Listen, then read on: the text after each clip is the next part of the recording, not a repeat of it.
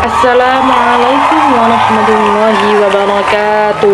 Hamdan syukran lillah, nahmadu wa nasta'inu wa nastaghfiruh wa na'udzu billahi min syururi anfusina wa min sayyiati a'malina. May yahdihillahu fala mudhillalah wa may yudlil fala hadiyalah. Asyhadu an la ilaha illallah wa asyhadu anna Muhammadar Rasulullah, amma ba'd. Yang terhormat kepada Bapak dosen pengampuh mata kuliah Etika Politik Pendidikan Bapak M. Syarif Khalili yang saya hormati, di sini saya akan menjawab dari pertanyaan yang C dengan soal jelaskan apa pengertian SKB 3 Menteri yang sangat berpengaruh terhadap eksistensi madrasah di Indonesia.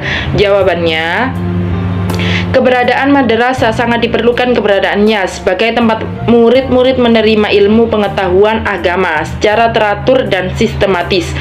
Madrasah mengandung arti tempat atau wahana anak menyenyam proses pembelajaran. Maksudnya di madrasah itulah anak menjalani proses belajar secara terarah, terpimpin, dan terkendali.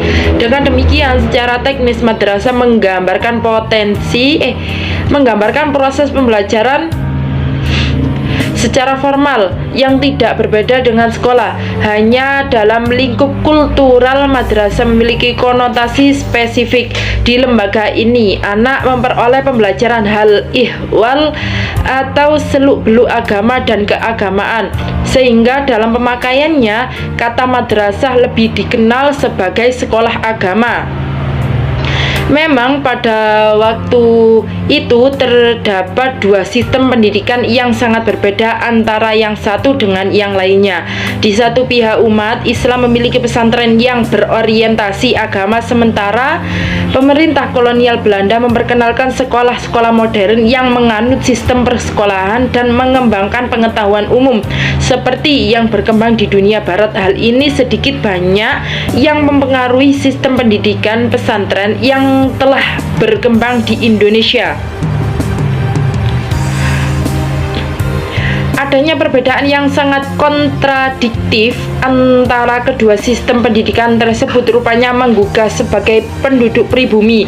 Mereka menyadari akan pentingnya pendidikan umum, namun mengenyampingkan atau meninggalkan pola pendidikan pesantren adalah sesuatu yang amat berbahaya. Maka disinilah kemudian lahir upaya untuk memadukannya dengan mengembangkan sistem madrasah pendidikan. Memang hanyalah salah satu dari sekian banyak wilayah kehidupan peradaban manusia. Berbagai institusi atau pranata kehidupan lainnya mengalami nasib hampir serupa dengan pendidikan. Perubahan-perubahan dahsyat yang melanda semua wilayah kehidupan maupun peradaban manusia diakui telah memunculkan persoalan-persoalan besar. Sekurang-kurangnya munculnya bentuk kesengajaan dimensi normatif dan ekspektasi dengan realitas yang begitu lebar.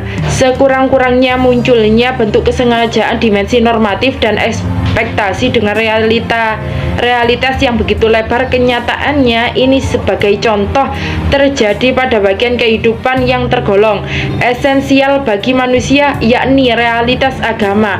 Secara normatif, ekspektasi kita terhadap agama kian kritis. Pranata agama dipersepsikan dan dinyatakan tidak dari sudut kebijakan untuk semua pendidikan.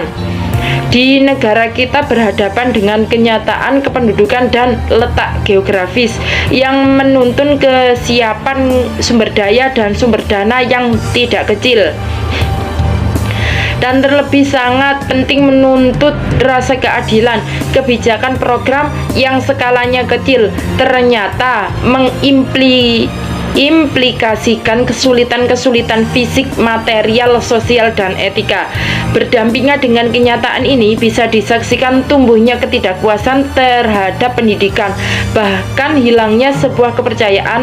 Eksistensi madrasah dalam pendidikan Indonesia memberikan kontribusi yang sangat luar biasa terhadap kemajuan pendidikan Indonesia, di mana hal tersebut dapat dilihat bahwa madrasah dijadikan perhatian pemerintah untuk semakin ditingkatkan dan dikembangkan karena madrasah mampu menyaingi sekolah umum dan bahkan melebihinya. Maka pada sekarang ini tidak ada bedanya sekolah umum dengan madrasah karena madrasah mampu memadukan desain sekolah umum dengan madrasah yang disebut dengan sekolah model atau sekolah unggulan.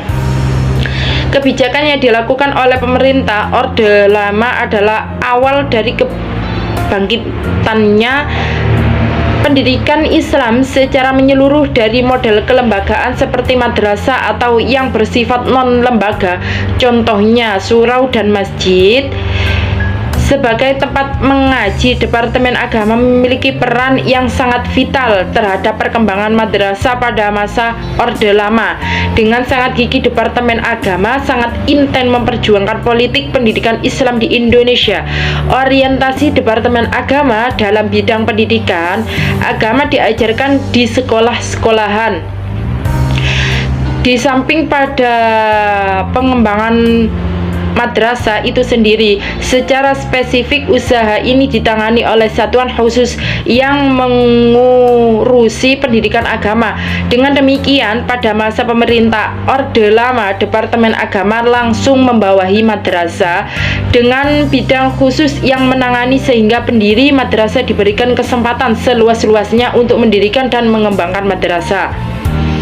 Berbeda dengan masa penjajahan Belanda yang sangat mendiskreditkan, bab 1 mengatur tentang ketentuan umum di pasal 1 ayat 1 yang disebutkan madrasah dalam SKB 3 Menteri ini adalah lembaga pendidikan yang menjadikan mata pelajaran agama Islam sebagai mata pelajaran dasar yang diberikan sekurang-kurangnya 30%. Di samping mata pelajaran, 2 madrasah meliputi 3 tingkatan, yakni madrasah ibtidaiyah setingkat SD, madrasah sanawiyah sederajat dengan SMP, dan madrasah aliyah sederajat dengan SMA. Bab 2 menjelaskan tentang tujuan peningkatan maksud dan tujuan peningkatan mutu pendidikan madrasah adalah supaya tingkatan mata pelajaran umum dari madrasah mencapai tingkatan yang setara dengan mata pelajaran umum di sekolah umum yang sederajat, yang bertujuan adanya persamaan nilai ijazah madrasah dengan lembaga yang sederajat. Sedari awal, sejak masa kolonialisme hingga kemerdekaan bangsa Indonesia, pengelolaan pendidikan, khususnya pendidikan keislaman, banyak dipengaruhi faktor kebijakan politik pemerintahan. Kebijakan pemerintah mulai masa kolonial hingga masa kemerdekaan, Orde Lama dan Orde Baru, tampak tidak menguntungkan pendidikan Islam, bahkan hampir saja menghapuskan sistem pendidikan keislaman. Namun, patut disyukuri adanya perjuangan yang dilakukan oleh lembaga Kementerian Agama dan Depak, terutama dari tokoh-tokoh pendidikan Islam. Akhirnya, berbagai kebijakan yang mendiskreditkan bisa diredam hingga melahirkan banyak kebijakan yang lumayan mengembirakan terkait eksistensi pendidikan Islam, terutama madrasah. Terbukti dari lahirnya SKB 3 Menteri sampai UU Sisdiknas nomor 20 tahun 2003 yang banyak mengungkap terkait posisi dan eksistensi madrasah. Sekian dari saya, apabila ada salah kata saya mohon maaf yang sebesar-besarnya. Akhirul kalam, ihdinas siratal mustaqim. Assalamualaikum warahmatullahi wabarakatuh.